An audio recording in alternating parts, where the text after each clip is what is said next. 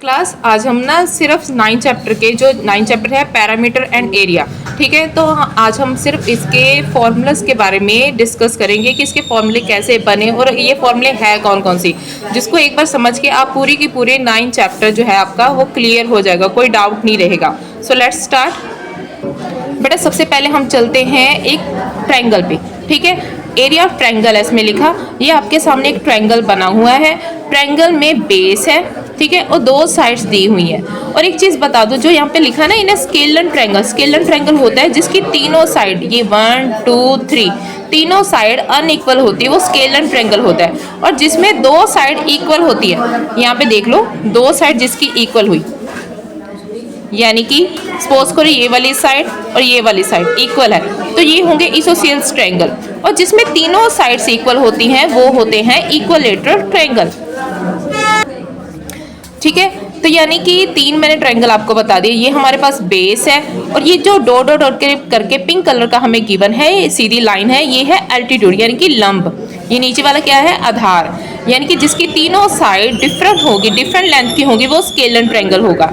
और if the base and the corresponding altitude are given, अगर उसमें बेस दिया है, एल्टीट्यूड दिया है, तो उसका फॉर्मूला क्या होगा, एरिया फाइंड करने का फॉर्मूला होगा area of triangle is equal to 1/2 into base into height square unit. अब सेकंड पे चलते हैं। सेकंड पे हमारे पास यहाँ पे गिवन है एक राइट एंगल, ये राइट एंगल बना है 90 डिग्री का बना हुआ आपके सामने। तो इसकी जो ऑपोजिट लाइंस है, ऑपोजिट साइड्स है, एक राइट एंगल है, उसमें एक हाइपोटेन्यूस गिवन है, ठीक है। हाइपोटेन्यूस ये हो गया आपका, ये दो ऑपोजिट साइड्स हैं, ये इक्वल्स हैं, ठीक है। The adjacent sides to right angles are called legs. तो ये जो एडजेसेंट एंगल की दो साइड्स हैं, ये इसकी लेग्स कहते हैं हम इसे। तो अगर यहाँ पे पाइथागोरस अकॉर्डिंग हमें फॉर्मूला गिवन हो, तो पाइथागोरस के अकॉर्डिंग हमने यहाँ पे फॉर्मूला बनाना है c² is equal to a² plus b², ठीक है। तो हमारा ऑलरेडी इसमें फॉर्मूला होगा, ठीक है। तो आपका फॉर्मूला बनेगा c² is equal to a² plus b², यानी कि c को हम करण मान लेंगे, जो हमारे पास ये है इसे हम करण मानेंगे, ये हमारा आधार है यानी कि a इसको मान लेंगे, और लंब हमारे पास ये है, इसको हम b मान लेंगे। तो आगे चलते हैं। हमारे पास फॉर्मूला सेम ही, अगर हमने इसमें एरिया निकालना हो, एरिया निकालने का फॉर्मूला सेम ही होगा 1/2 into base into height into square unit. तो ये आपको क्लियर हो चुका है। तो आगे चलते हैं हम बच्चे पैरेललोग्राम के पास। पैरेललोग्राम क्या होता है, समचतुर्भुज, ठीक है, समांतर चतुर्भुज। समांतर चतुर्भुज में एक यहाँ पे हमें बेस गिवन है और साथ में क्या गिवन है, हमें हाइट गिवन है। तो बेस और हाइट है हमारे पास, ठीक है। एरिया ऑफ पैरेललोग्राम का फॉर्मूला क्या होगा, बेस इंटू हाइट, यानी कि आधार गुना ऊंचाई। समांतर चतुर्भुज के क्षेत्रफल का फॉर्मूला होगा आधार गुना ऊंचाई, ठीक है। तो इसमें जो आंसर आएगा वो भी स्क्वायर यूनिट के अकॉर्डिंग ही आएगा। और अगर हमारे पास इस तरीके से ट्रायंगल गिवन है, तो सेंटर में उन्होंने हमें क्या दिया, यहाँ पे आधार है ये, ठीक है। ये हमारे पास क्या है, हाइट है, जो पिंक कलर के ऐसे ऐसे डॉट डॉट डाल के देते हैं ना, ये हमारे पास क्या है, एल्टीट्यूड बना हुआ, ये है हाइट। तो इसमें जो ट्रायंगल है, ट्रायंगल हमेशा पैरेललोग्राम का हाफ होता है। फॉर्मूला आपका वही लगना है, बट यहाँ पे आपने यूज़ करना है। तो यहाँ पे आपका फॉर्मूला होगा 1/2 into base into height square unit में आंसर। बेटा अब हम चलते हैं सर्कल की तरफ। हमारे पास क्या गिवन है, एक सर्कल है, सर्कल के जो सेंटर में ये जो डॉट बनी है, ये है सेंटर पॉइंट। और सेंटर पॉइंट से लेकर यहाँ तक, यानी कि टच, चाहे यहाँ से यहाँ तक टच कर ले, चाहे यहाँ से यहाँ तक, किसी भी साइड पे वृत्त के साइड से टच करेंगे, उसे क्या बोलते हैं, रेडियस। और जो सेंटर है ये ओ, ये क्या है, सेंटर ऑफ द सर्कल। अब इसके बाद जो ये है, ये जो साइड पे ऐसे लाइन गिवन की गई है, एक लाइन सेगमेंट है, ठीक है। इसके दो पॉइंट, एक यहाँ पे टच करे, एक यहाँ पे, बट ये सेंटर में नहीं होनी चाहिए, ये साइड पे ऐसे, ये यहाँ पे। तो इसे बोलते हैं चौड़, चौड़ ऑफ द सर्कल, यानी कि चाप है वृत्त की।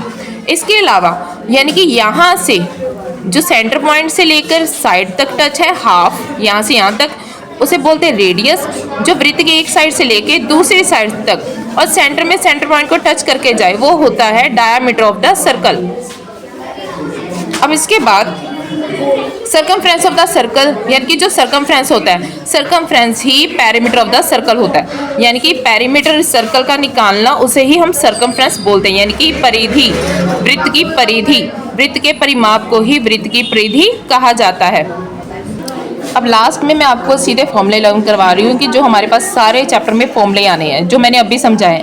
फर्स्ट है perimeter of the rectangle. Perimeter of a rectangle is equal to 2 bracket start length plus breadth bracket close unit, यानी कि आयत का परिमाप 2 ब्रैकेट शुरू, ठीक है, लंबाई जमा चौड़ाई, यहाँ पर जो सेंटीमीटर होते हैं उसकी स्क्वायर नहीं आएगी, सिंपल आएगा। एरिया ऑफ रेक्टेंगल यानी कि आयत का क्षेत्रफल। आयत का क्षेत्रफल का फॉर्मूला क्या होता है? लंबाई गुना चौड़ाई, length into breadth square unit. अगर आपने लेंथ निकालनी है तो एरिया को ब्रेथ से डिवाइड कर दो, अगर ब्रेथ निकालनी है अपने एरिया को लेंथ से डिवाइड कर दो। फोर्थ है आपका perimeter of A square. Square की चारों साइड्स इक्वल होती है, अगर आप उन चारों साइड्स को ए मानते हो, ठीक है, तो आप वहाँ पे 4a का फॉर्मूला लगा सकते हो। अगर चारों साइड को आपने कोई भी साइड वहाँ पे आपको गिवन है उनमें से एक ले लो, क्योंकि वे सारे की सारी इक्वल होती है, तभी हम उसे स्क्वायर बोलते हैं। वर्ग, वर्ग का परिमाप यानी कि is equal to 4 into side units. हाँ जी, आगे है area of square. Area of square यानी कि वर्ग का क्षेत्रफल। वर्ग के क्षेत्रफल का फॉर्मूला है side into side square unit, यानी कि वर्ग का क्षेत्रफल का फॉर्मूला होगा भुजा गुना भुजा वर्ग की स्क्वायर। उसके बाद है साइड ऑफ स्क्वायर। अगर आपने साइड निकाली है स्क्वायर की तो आप एरिया को क्या करोगे? अंडर रूट निकाल के उसे सॉल्व कर दोगे। फॉर ए पैरेललोग्राम के लिए जो फॉर्मूले यूज होंगे वो यहाँ पर है। पैरेललोग्राम यानी कि समांतर चतुर्भुज।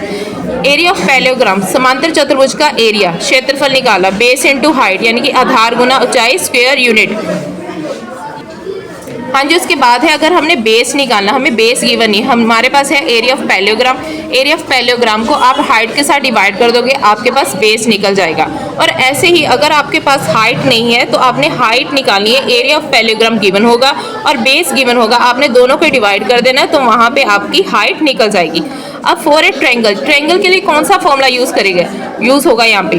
तो एरिया ऑफ ट्रायंगल होगा, एरिया ऑफ ट्रायंगल यानी कि त्रिभुज का क्षेत्रफल is equal to 1/2 base into height square unit, 1/2 गुना आधार गुना ऊंचाई वर्ग स्क्वायर मीटर, ठीक है। अब सर्कल के लिए कौन से फॉर्मूले यूज होंगे? सर्कमफ्रेंस ऑफ ए सर्कल यानी कि वृत्त की परिधि का फॉर्मूला।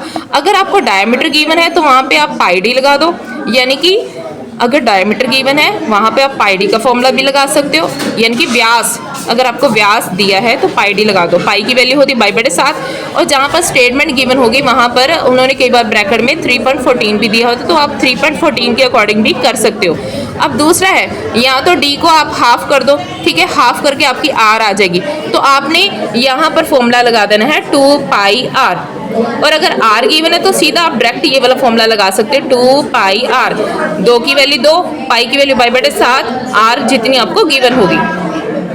लास्ट फॉर्मूला है आपका एरिया ऑफ सर्कल। सर्कल के क्षेत्रफल का फॉर्मूला, वृत्त के क्षेत्रफल का फॉर्मूला होता है πr²। πr² square units answer. तो आपको हमारी वीडियो अगर अच्छी लगती है तो हमारे चैनल को सब्सक्राइब करें, वीडियो को लाइक शेयर करना ना भूलें। Thank you for watching my channel.